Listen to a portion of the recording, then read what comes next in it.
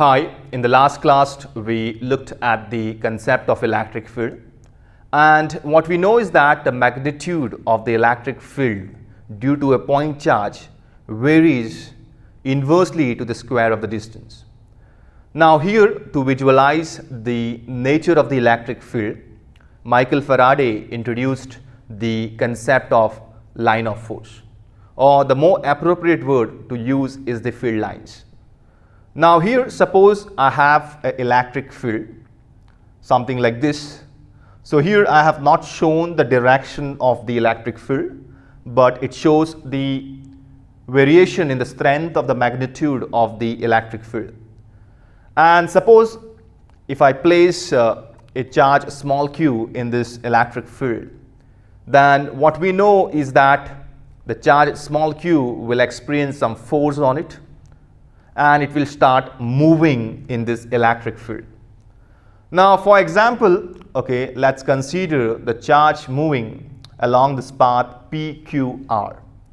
Now here the reason for this moving of this charge small q is the force that is exerted on this charge small q due to the source of this electric field. Now here, if you see the relation vector F is equal to q times the vector E. So here the direction of the electric field is the same as the direction that the small charge q will experience a force. So here, if you want to know the direction of the electric field, the reason for this moving of this charge q is the force exerted on it. So from this relation, what I can say, the direction of the electric field follows the direction of the force that is exerted by the charge small q. So here, to get the direction of this unknown electric field, what I can do is just draw a tangent on this curve at every point that will give me the direction of the electric field in this space. For example, if I draw a tangent at this point P, that will give me the electric field at the point P. Same way, if I draw a tangent at this point Q, that will give me a direction of the electric field at that point Q, and also same for at the point R. So here, the path that this Q is traveling, okay, gives you the direction of the electric field. And to show the direction of the electric field, we draw a field lines, or the field lines represent, are used to show the directions of the electric field. Now here these field lines are just an imaginary lines, okay, but the electric field over here is real. Now let's see the electric field lines for different charge configuration. Now if I want to show the field lines for a positive point charge, then in that case, what I can do, I can just imagine a small unit positive charge being placed in the space surrounding this positive charge. So here, if you see the charge, they both are your similar charges. So that means this small q will experience a repulsive force on it. And if you see the direction that the small q will experience a force will be towards the right. And from the relation vector F is equal to q times the vector E, what we know is that the direction of the electric field is the same as the direction of the force that is exerted on the charge small q. So in this case, I can show the direction of the electric field pointing outwards, that is towards the right. And if I want to show the direction of the electric field in all the directions, okay, I can show it something like this. So which is pointed radially outwards in the space surrounding the charge. So here, a very important property to make a note is that here the magnitude of the electric field due to this point positive charge is always spherical in symmetry, and this field lines always points radially outwards. So this is how you can show the direction of the electric field lines due to this point positive charge. Now suppose if you have a negative point charge, in that case again I can bring a small q charge back into the space, and here this is my negative charge and this is the positive charge. So here if you see, this charge q will experience a attractive force. So that force will be pointing left or inward, I'll say. So again, if I want to show the electric field for this negative charge, so in that case I can show it's a pointing inward. So like that, if I want to show for the entire space surrounding this charge negative, okay, I can show it something like this, which will be always pointing radially inward. And here again the magnitude of the electric field will show a spherical symmetry, that is at equal distances in all the directions. If you try to measure, you will get the same magnitude or the strength of the electric field. So this is how you can show the electric field lines for your negative charge. Now suppose if you have two charges, equal and opposite charges, okay, which are placed at some distance. Say you are having a positive charge and a negative charge separated by a very small distance, okay. When I see this, okay, such configurations, we call it has to be a electric dipole. And here the field lines will start from the positive charge and will end at the negative charge. So overall, if you want to see the electric field lines, it will look something like this. Now here, if you see the arrow is pointing from the positive charge towards the negative charge. And here if you see this, the field lines, they seems to be contracting in the lengthwise, okay, if you see this, so which is a sign of both the charges getting attracted towards each other. And here this is your dipole axis, all right, and I can also show a equatorial line which is passing exactly at the center of this dipole. And here if you see the electric field, okay, at all the points, okay, on this equatorial line, you will see that the electric field lines are parallel to the dipole axis. So here this is how you can show the field lines for your dipole. Now suppose if you have two charges which are equal and a similar charge, say if you're having both the charges positive separated by, okay, and you are having a negative and negative. In that case, what you will see the electric field lines to be something like this. So here you see that the field lines are exerting a lateral pressure on each other. So it looks like both the charges are trying to push them away from each other. So that is a sign of a repulsion. And here exactly at the center, over here, at this point N, we call this as your neutral point, because over here if you try to calculate the electric field, it will be always 0, because you don't see any field lines passing through this point. Okay, so this is called as a neutral point since the electric field E is equal to 0. Now let's see another configuration. Suppose if you're having a positively charged conductor, okay, now here again you can bring your small q back into the space surrounding this conductor. So here this is positive charge, even your small q is your positive charge, so a repulsive force, and that will give me a direction of the electric field pointing towards the right. Yes, so this is your sheet, it's the thin sheet of carrying a positive charge. So this is the direction of the electric field towards the right. Now again I can take the same charge q back on this side, the left side of this thin conductor. In that case again this is q and this is positive charge. So again it is a repulsive force, and in this case the electric field lines will be pointing towards the left. So overall if you see, the direction of the electric field lines will look something like this. So which are, I'll say, which are exactly perpendicular to the surface of the conductor. So here while drawing this electric field lines, you need to know some important properties of these field lines.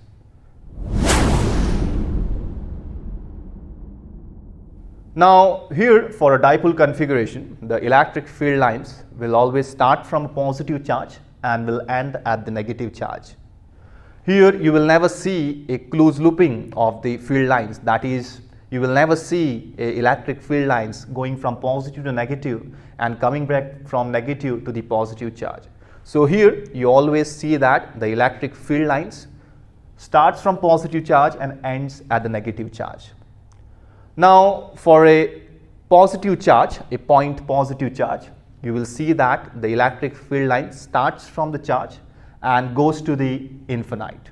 Whereas for a negative charge, the electric field line starts from the infinity and they come and meet at the negative charge, that is radially pointing inwards.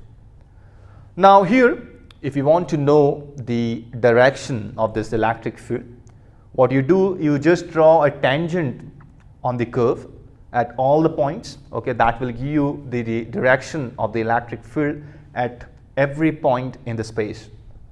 Now here, while drawing these field lines, you see that the field lines are drawn always a smooth continuous curve without any break. And here, no two electric field lines can cross over each other. That is something like this. Here you see electric field lines, that's the one electric field, second electric field line crossing over this first electric field line. So here, if you just draw the tangent on this curve, you will get a two tangent. That means a two direction for your electric field, which is not possible. So no two electric field lines can cross over each other. Now here, if you have a conductor, okay, and for the conductor, the electric field lines, okay, will be always pointing normal to the surface of the conductor. Because if you consider, the electric field lines to be parallel, okay, with the surface of this conductor, in this case, what can happen is the electrons inside the conductor, will move, and that will cause a surface current on this conductor. But in real, we don't see any surface current flowing on the conductor when it is in equilibrium, or the charges of this conductors are in equilibrium. So for a conductor whose charges are in equilibrium, the electric field lines will be always perpendicular to the surface of the conductor. So that's the point. And here, these electric field lines, will never cross, okay, or will never pass through a conductor, because inside the conductor, the electric field, which is caused by charges, is always a zero. So the electric field lines will never pass through a conductor. So these are the few points that you need to remember, okay, while drawing the electric field lines for any charge configurations.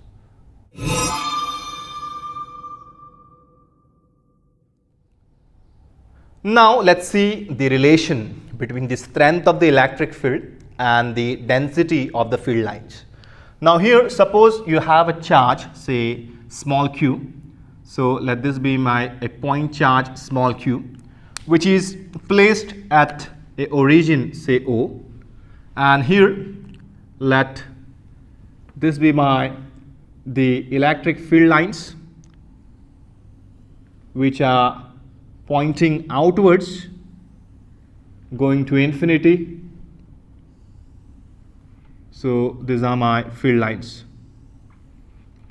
Now here, the electric field lines gives us the direction of the electric field. Now here the question is how to know the magnitude or the strength of the electric field in the space surrounding this charge small q. Okay, so here, if you want to calculate the electric field, we have an expression that is E is equal to 1 upon 4 pi epsilon naught times the charge by the square of the distance at which you are going to measure. Now here, looking at this expression, I can easily say that the electric field will be stronger closer to this charge q compared to at the large distance. So here, to know the strength of the electric charge, we need to calculate the density of the electric field lines. So here, if you see this, the field lines are more closer towards each other. That means they are denser compared to at this point. Here you see a well separated lines. So I can say that the electric field closer to this charge q is a much stronger, compared to this point. Now here, to represent the same electric field, one can draw a n number of lines. So here I have drawn a 5 lines to show the strength of the electric field. That also gives me a direction as well. Now here the other person can draw say 10 lines. Now here what is important to us is the relative density of the field lines and not the number of field lines. Now here, in fact, the infinite number of lines can be drawn to represent the same electric field. But for us, what is important is the relative density and not the number of field lines.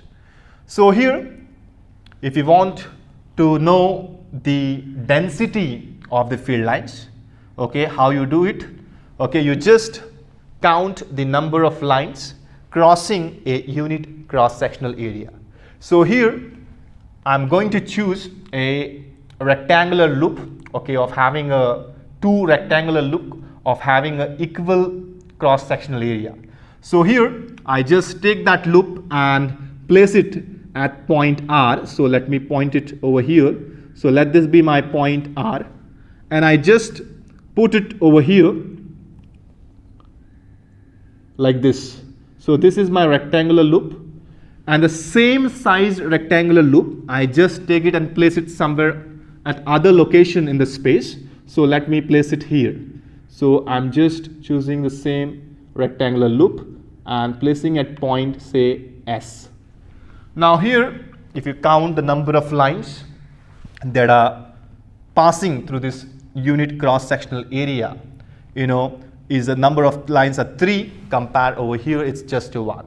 So I can say that this is a region of, a strong electric field, strong electric field region, while this is the weak.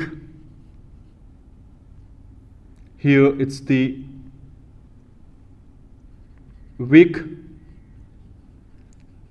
electric field region. So that's the weak electric field region, and this is the strong.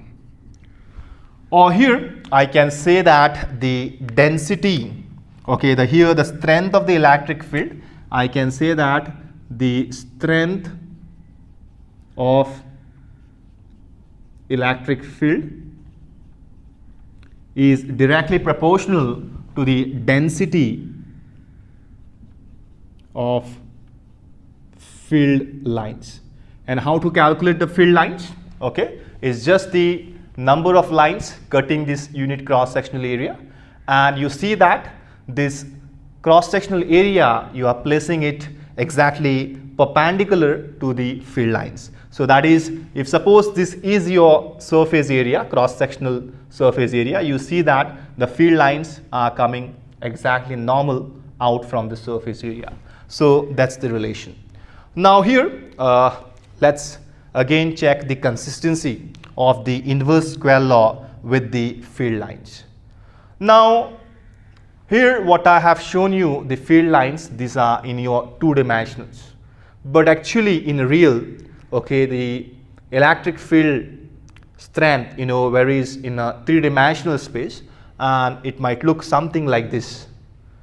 Now here, if you see, the strength of the electric field, varies inversely, again has a 1 over r squared. And if you want to calculate the density of the field lines again in a 3-dimensional, so here let me put a hollow sphere, exactly whose center is exactly at the charge, say small q.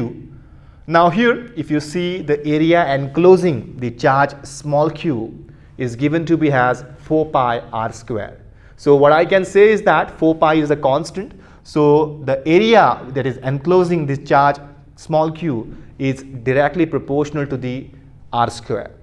Now here, again, if I increase, say, the radius of this hollow sphere, okay, a little bit, and again, I see that the area enclosing, this charge small q gets increased. So what I'm trying to say is that, okay, if you just see the lines, okay, that are passing through both the hollow sphere 1 and 2, okay, if you count the number of lines that are coming out from the surface of that hollow sphere remains the same. Now here, to check the consistency, let me take a very small section of that hollow sphere. So here I'll just consider a small section, this much amount in that hollow sphere.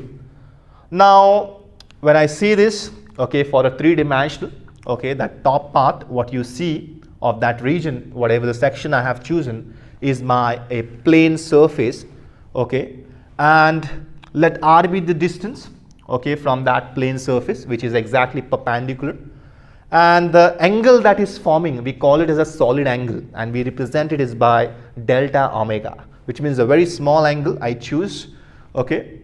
So here, if you see the mathematical relation of that solid angle, the solid angle is nothing but delta omega is equal to a small planar surface, that is delta s by the square of the distance. So here, let me put the same thing over here. So I consider, that same cone section over here, okay, and here let me show this is your delta omega. The entire thing over here I have shown is let this be a solid angle, okay. So I represent it as my solid angle, okay. And what I know the relation for the solid angle, so this is my delta omega is equal to delta s by the distance. So that is what we know, the mathematical relation between a solid angle and the plane surface, okay, and by the distance. R is nothing but the radius of that sphere. So here, that's a solid angle what I have chosen. Now what I do, this is my entire that cone section, okay. So let me take, I'm showing this in the 2D, okay, but in the reality it's in a 3D, all right. So I just choose one plane surface over there, it is a delta s, a small planar surface, okay. So here let me put it, the surface at point Q. So let me choose, this is the surface, the top section of the hollow sphere, and let me put it at a point S. So let this be the point S, or let consider this point to be your Q point, all right, or you can consider it's your second hollow sphere. Now here let me choose another same cross-sectional area. So here let me place it another plane surface, and let me call this as my at the point P. So here this is my I'll call this as my delta S1, okay, and let this be my delta S2. Now if you see this is a solid angle. Now here, if you just count the number of lines, okay, number of lines passing through this 1, 2, 3, in the same way here also 1, 2, 3, okay, even if you consider this 2 lines inside it, it will be a 5 and 5. So the number of lines remains a constant over here. So here I can again be using this, the strength of the electric field, okay, is directly proportional to the density of the field lines. So let me use this relation first, okay. So let me use this relation first. So I can say that from this the delta omega remains a constant. So I can write this as my delta S by R1 square, because this is at my R1 distance. So let me call this as my R1 from here to here, this point, let me call this as my R1, while the entire length up till here, okay, right from the origin, let me call this as my R2. So here, when I write the surface, let me use an expression for surface. So I can write this as my delta S. I can say that the number of field lines passing through this delta S will be equal to delta omega into R1 square at point P. All right, in the same way I can calculate the number of lines, okay, passing through this surface S2. So let me just calculate first the surface. All right, so here this is my delta S1, and here in this case that will be delta S2 will be equal to, the solid angle remains the same, okay, into the distance is R2 square at point Q. So I have got the surface delta S1 and delta S2. Now here what we know, very important point, is that the number of field lines, passing through this both the surfaces P and Q at the point P and Q are constant. So I can say that the number of field lines passing through the unit area, I can represent it, unit cross-sectional area, I can represent it as N by your delta omega into R1 square, okay, at point P1, So here, which is actually is nothing but your N upon, it is a delta S1. All right, so it is coming from this expression, the number of field lines passing through this delta S2, it is your N upon delta omega into R2 square at point Q. So here this is at point P and this is at the point Q. So you got this expression, the number of field lines passing through this cross-sectional area, planar cross-sectional area S1, I can write it as N upon, I just replace this as delta omega into R1 square, and the same over here at point Q. So here N and delta omega are constant. So that is the point. N is a number of field lines. Okay, so N, I can say N over here is the number of field lines, and omega is your solid angle that we know, which will always be a constant. So this, both the quantity are always a constant. Now I can use this relation, that is, a strength of the electric field is directly proportional to the density of the field lines. So let me calculate the electric field at this point P and Q. So I'll just get the ratio of the electric field at point P and Q. So let me write this as the electric field. I can say the electric field at point P divided by the electric field at point Q. So which will give me, I can say that N upon delta omega into R1 square, and this divided by the R2 square, so which I can write it as, it will look delta omega into R2 square by N.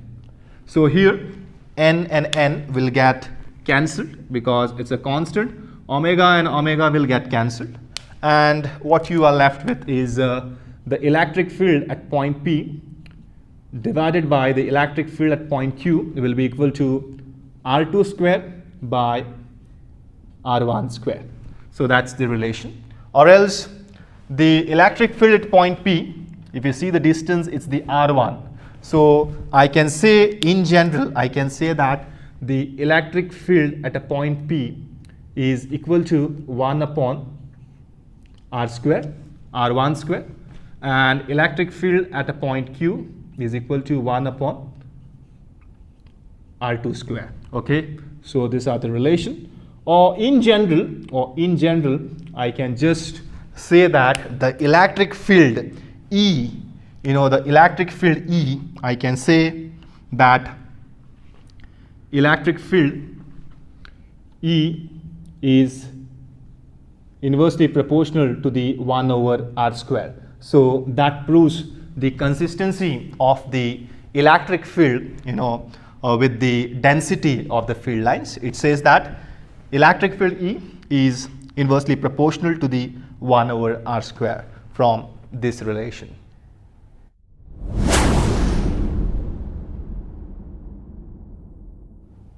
Now let's see the concept of electric flux. So what we know is that if you have a electric field lines, okay, and if you just put a planar surface of say area element delta S in that electric field, then here the number of field lines passing through this planar element delta S gives you the idea about the density of the field lines at that particular point. So here we have a relation stating that the electric field, okay, I can say the strength of the electric field, okay, is directly proportional to the density of that. So here I can say that it's directly proportional to the number of field lines to the passing through this surface, planar surface area of delta S. So that's the equation that I know. So this is the expression. Now here we are interested in the electric flux. So flux is a property of an vector field. Okay, so here when you see this, the electric field lines represents the how the strength of the electric field varies and also tells us about the direction. So it's, I can say, one kind of a vector field. Okay, it is spread in the space. So here in the same way, here I can say that the number of field lines, okay, if I just rearrange this expression, I'll get the number of field lines n, okay, will be, I can say, approximately equal to the electric field times the delta S. So that's the relation between this. So this n is your number of field lines, E is the electric field, delta S is the planar surface area. So here n, again it's the electric field lines.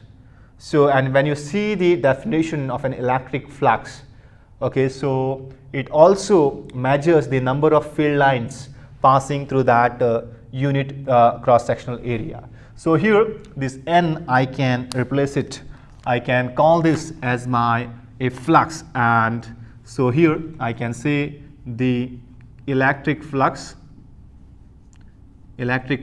whose symbol is phi, okay, and I can write it as a E, so that's the symbol of it, and is equal to electric field times the delta S. That's your planar area of your planar element. So that's the relation. So this is the equation for your electric flux. Now here, if you see the direction of the electric field and the direction of your planar element. Now for an example, okay, this board, okay, it's the, if you consider it's to be it's a plane, all right, and if you want to know the direction of this board in which it is facing, I can just draw a normal, okay, a perpendicular line to show the direction in which this board is facing. So I just put it, okay, it is facing towards you, so I can just draw a line which is perpendicular to this planar surface, and that is pointing outward towards you, right? Or else, for example, if you see this, the face of my hand, okay, it is facing towards you, so I can show it, the direction of this face is towards you. If I just place it like this, and the direction of this, I have to just draw perpendicular towards the east, towards the north. So in the same way, here this is the plane sheet that I have put it over here, okay, and if you see the direction of that planar element, okay, I represent it using an n cap, okay, that's a unit vector. So here that unit vector is exactly parallel with the electric field lines. So here the angle between that n cap and the electric field E is equal to 0 degree, right? So that means a maximum number of electric field lines can cross this planar element. Now that is what, you know, I can get it. Now here suppose if I just tilt, you know, this planar element to some angle at theta with the electric field. So here when I see this, the face of this planar element is pointing, you know, in an upward direction. So it's creating some angle theta with the electric field. Now here in this case, you know, how to get the expression for the flux. So here there is a theta forming between the electric field and the n cap, which is the direction of this surface element. So here I can just get the projection of this area element to the normal of E. So here what I know is that the cos theta is nothing but adjacent upon the hypotenuse. And here if I just consider that theta, okay, and here the hypotenuse is my S, and I'm interested in getting the adjacent side, okay, which is exactly parallel to the electric field. So here I can get that relation to be as I can get it as cos theta is nothing but adjacent upon hypotenuse, but I am interested in the adjacent side of that triangle forming over there. So here I can get it, hypotenuse is my S. So I can get the adjacent side, I can write it as S into cos theta. So over here I can write this same expression, okay, when we have a theta forming, okay, so when you have a theta forming, so here you are having a theta forming, so I can just write the same formula as phi of E is equal to electric field times delta S into cos theta. So I have just find the projection of the area element normal to that electric field. So here that's the new relation what I get. Here theta is the angle between the electric field E and a delta S. Now here it's a dot product, okay, we know that dot product of AB cos theta is nothing but I can write this same as, okay, I can write this the same expression phi of E will be equal to vector E dot, you know, the vector S. So that's the dot product, okay, and that will give me a scalar quantity for your electric flux.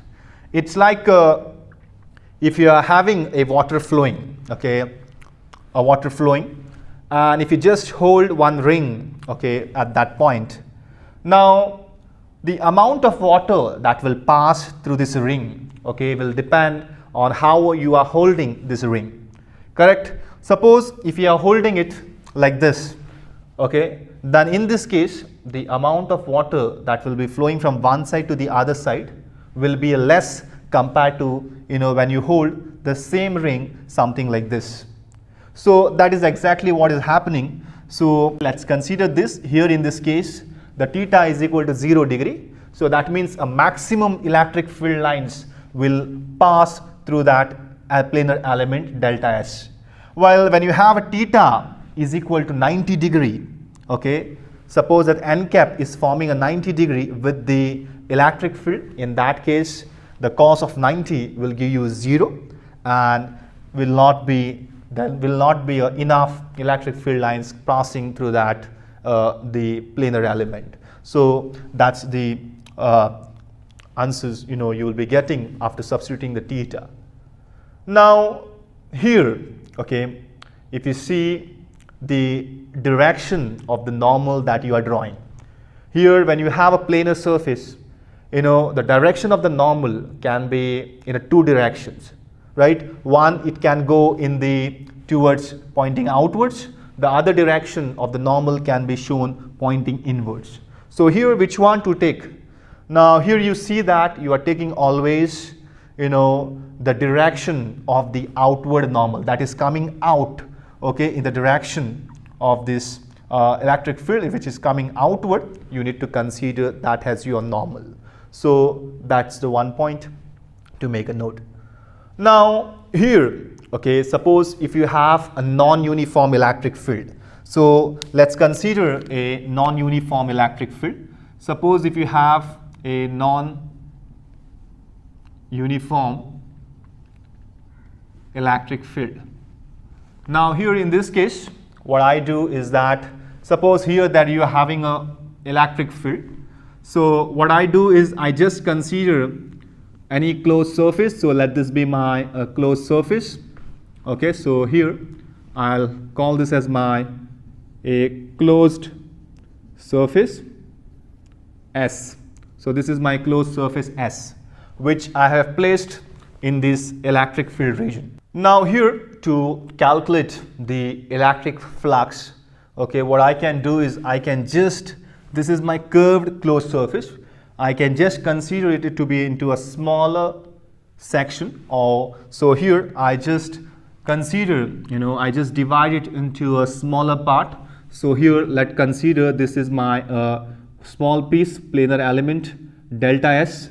So let this be my delta S1. So like that I can consider n number of small pieces for this entire curved closed surface. So like that you will be having a piece over here delta S2, small piece again delta S3, and like that n number of pieces you can consider, so that it is exactly a planar. Now here if you see this is my delta S1, okay, so here let this be the direction of your n cap. I can just show the direction of this as n cap. So if suppose this is the n cap, is the direction unit vector of this surface area, and let's say your electric field, okay, is in this direction. So this is the direction of the electric field. So here you see a angle forming between this, so that is your theta. All right, so now if I want to calculate the total electric flux for this entire closed surface, so what I do is I just say that the total electric flux will be equal to the flux through this smaller planar element, okay, plus the flux at the second area element, and like this for all the planar area element up till the n. So here it will be a phi of En. And what we know is the phi of E1 is nothing but, I'll just write this expression in the dot product form.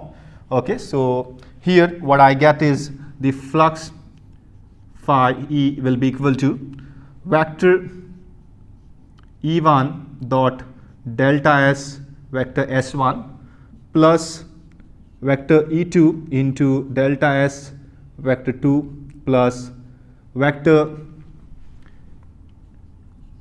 E3 into delta S3 vector, plus it will go on for your n area element.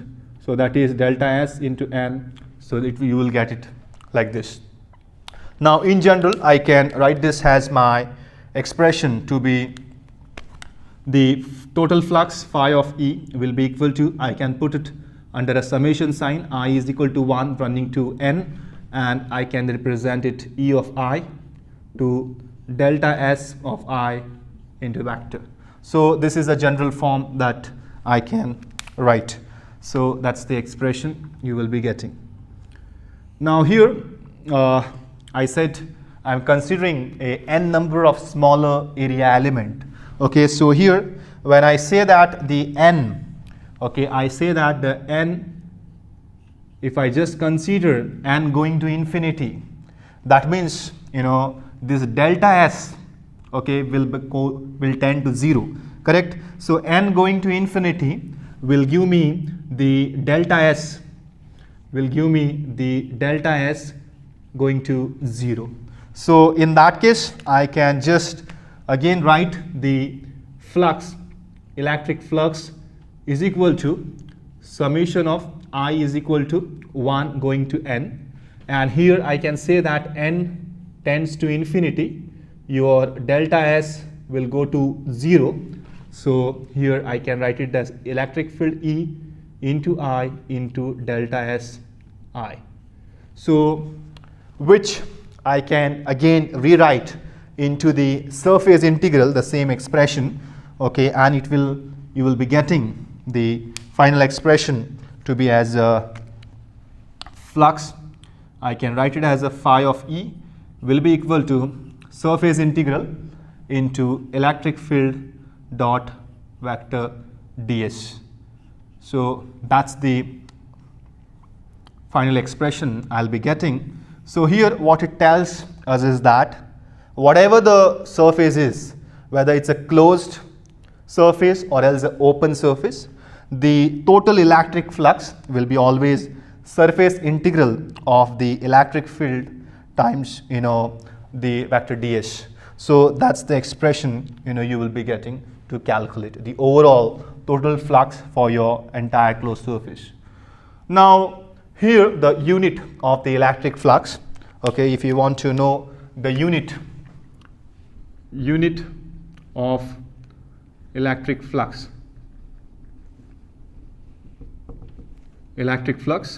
if you see this, phi of E is equal to vector E dot vector S. Here electric field, we measure it in terms of Newton's Coulomb inverse, and the ds, I can measure the surface, okay, the surface. So here let me just take the magnitude ds, and which is measured in terms of meter square. So which we will be getting the final unit to be of, I can get it Newton meter square into Coulomb inverse. So that's the unit for your electric flux. So that's all from the electric flux.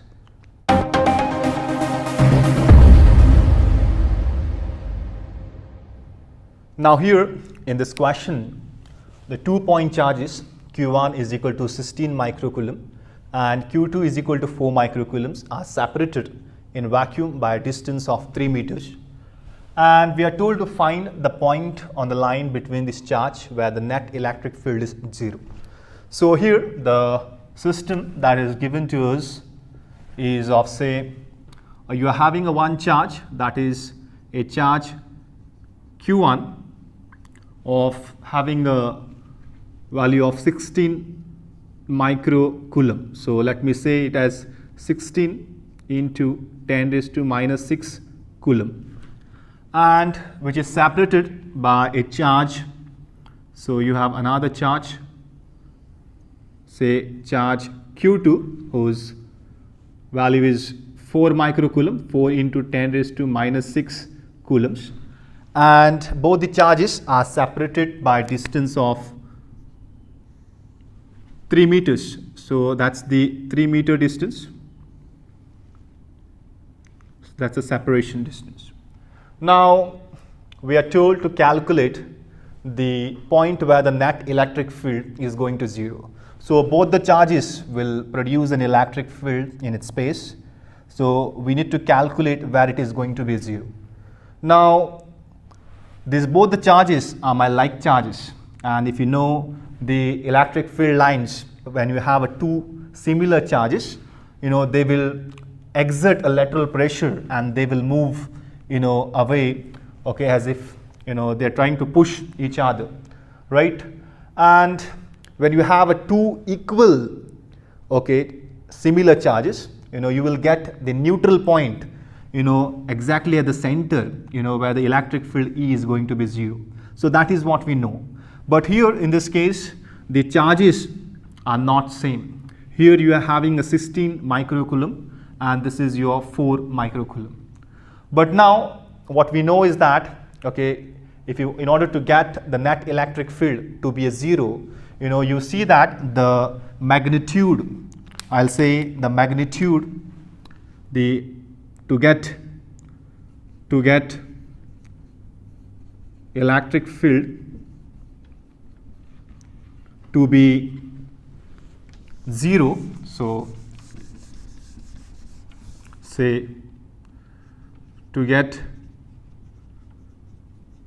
electric field to be 0, you see that the magnitude of the electric field due to this charge Q1 is exactly equal to the magnitude of the electric field due to the charge 2. So here, in order to balance the electric field so that magnitude is balanced, one hint what we know is that here you have a lower value for your charge, and this is at a 16 microcoulomb, correct? So here what I can say is that the point must be somewhere close towards this charge, right? So let me say let this be the point somewhere here. I don't know exact distance, so I'm just considering let this be the point P, okay, at which both the magnitude of this charges electric field will be a common. So let me call this is be the distance, okay, from here to here. Let me call this as my R1 be the distance, and from here to here let this R2 be the distance. So that's the distance. I don't know the exact point, okay, I just consider it should be closer towards this charge in order to satisfy this relation. So from this I can just write that the magnitude of this charge, okay, what I know is that electric field at E1 will be equal to, you are having electric field is 1 upon 4 pi epsilon naught into the charge Q1 divided by the R1 square is equal to, it should be equal, so 1 upon 4 pi epsilon naught into the charge Q2 divided by R2 square.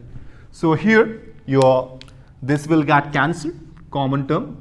So what you are left with is Q1 upon R1 square is equal to Q2 upon R2 square. So here if I just rearrange this, what I'll get is I take this R1 on that side. So here I'll get R1 square by R2 square, which is equal to Q1 upon Q2 after rearranging. So that's the relation I have got. I've just took this on the right hand side, bringing this Q2 on the denominator on the left hand side. So here again I can get this as my R1 by R2. If you see this, I just get it as a square root of Q1 upon Q2. And here Q1 is my 16 microcoulomb and this is 4 microcoulomb. If I just substitute these values, what I'll get is 16 microcoulomb. I'll write it as a 10 raised to minus 6 divided by 4 into 10 raised to minus 6. So this will get cancelled. So here square root of 16 divided by 4, here you will be getting, I can just write it as a 4 1s are, 4 4s are 16, and the square root of 4, that will give me a 2. So I can say that here the R1, the ratio of R1 by R2, okay, should be R1 upon R2 should be equal to 2. So that's the relation I have got. So if I just again rearrange this expression, what I get is R1 is equal to twice the R2. So this is the relation that I have got. All right, and here the overall distance of separation that is given to us is 3 meters, right? And we have a relation that says R1 plus R2 is equal to 3 meters. Yes, that's the relation. R1 plus R2 is equal to 3. And what we know is that R1 is equal to twice the R2.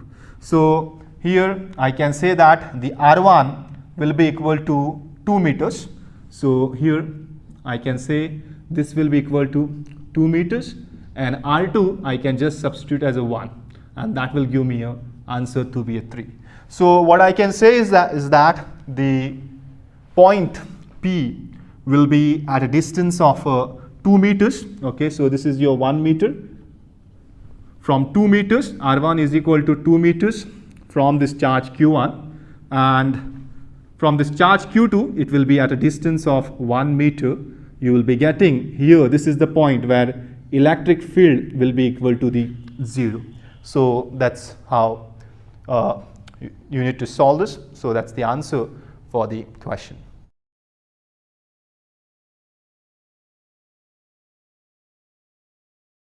Now here in this question, you are given the electric field in the vector form, which is equal to 6I cap plus 3J cap plus 4K cap.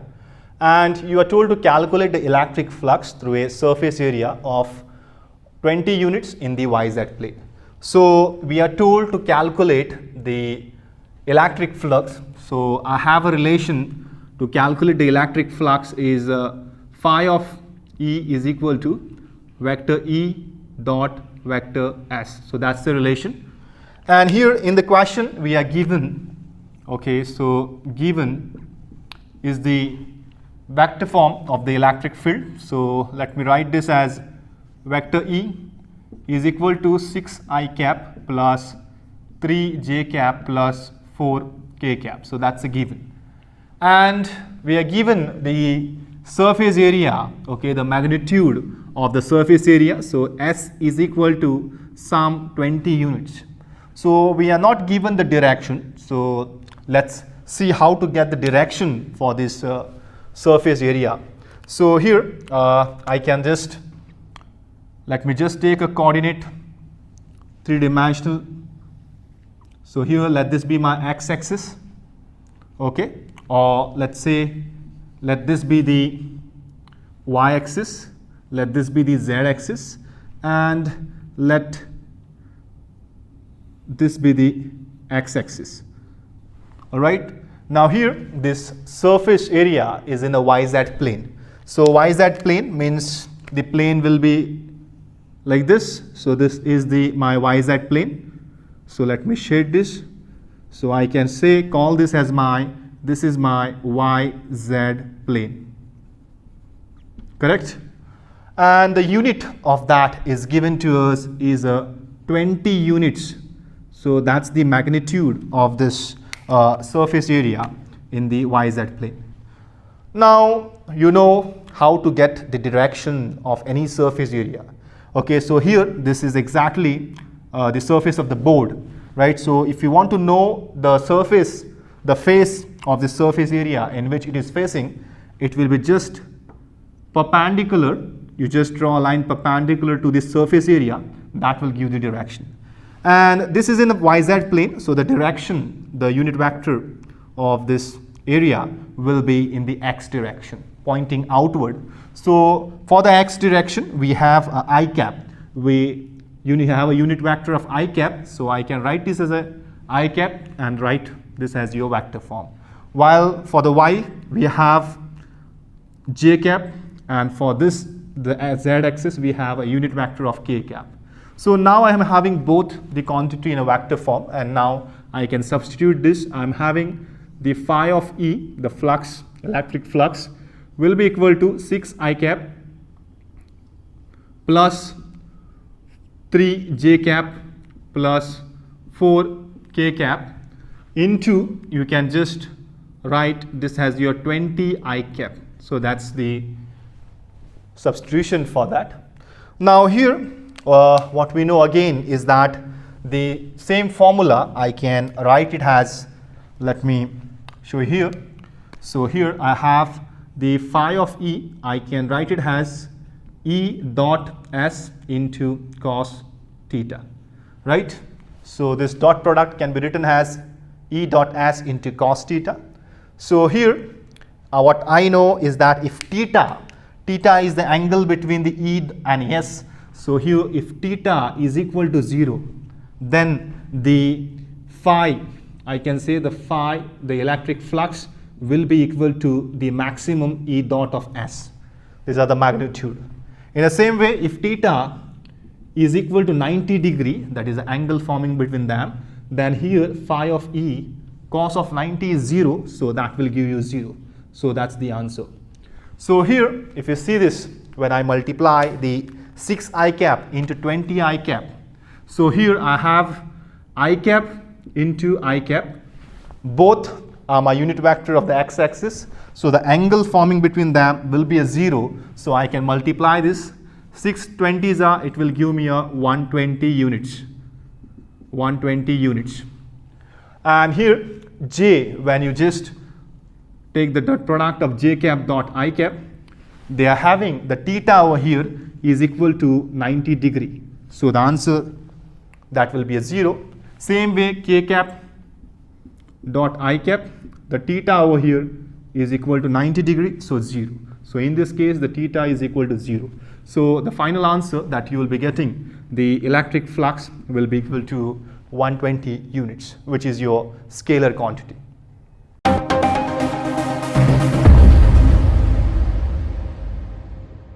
Now here in this question, you are given a circular plane sheet of radius 10 centimeter, which is placed in a uniform electric field of magnitude 5 into 10 to the power 5 Newton Coulomb inverse, making an angle of 60 degree with the field, and we are told to calculate the electric flux through the sheet.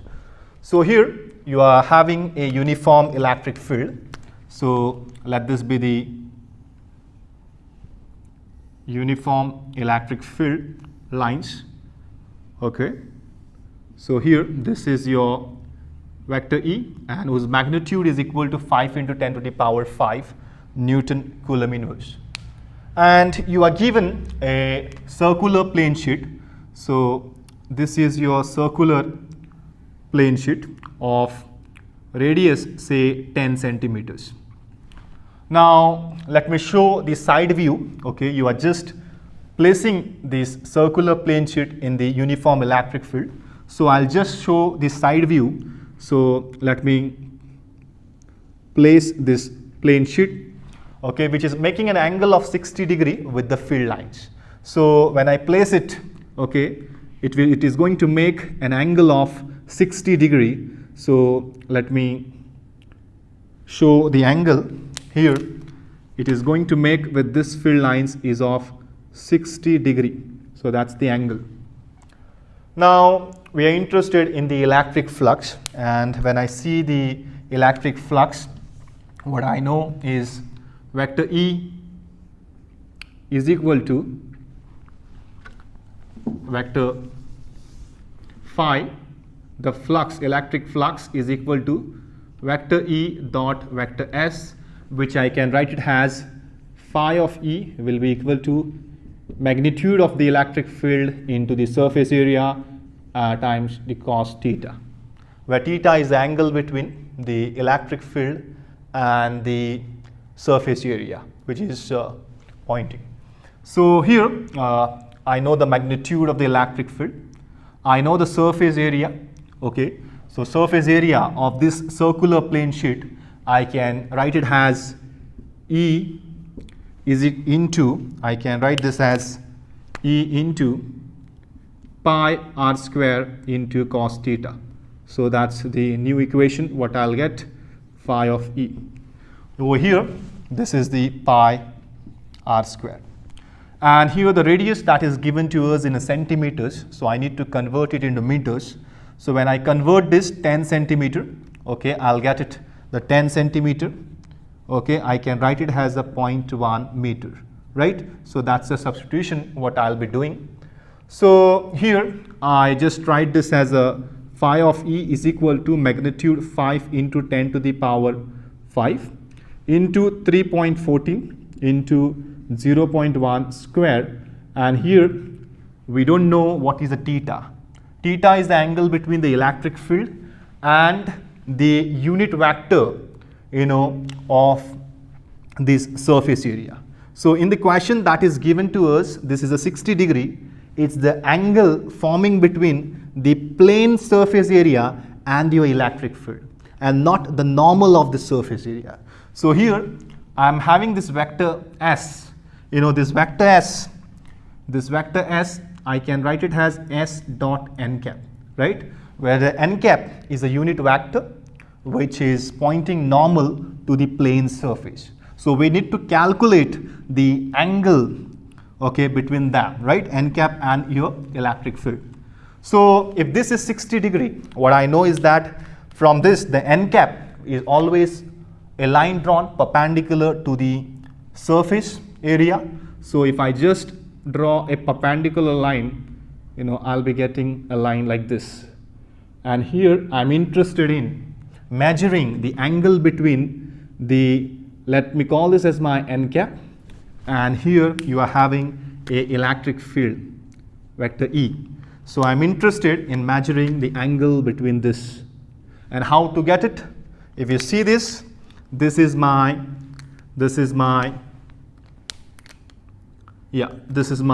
a 90 degree, the angle between n cap and the surface area. So if I just 90 minus 60, that will give me a 30 degree. So here I'll be getting a 30 degree. Correct? So now I'm having my angle to be of 30 degree, and that will give me a 30. And you can solve this. So here 5 into 10 to the power 5, 3.14 into 0.1 square. Cos of 30 is a square root of 3 by 2. And if you just solve this, what you'll answer you will be getting is 36 into 10 to the power 4 Newton meter square Coulomb inverse. So that's the electric flux that you will be getting when it is this circular plane sheet is kept at an angle of 60 degree with the electric field line.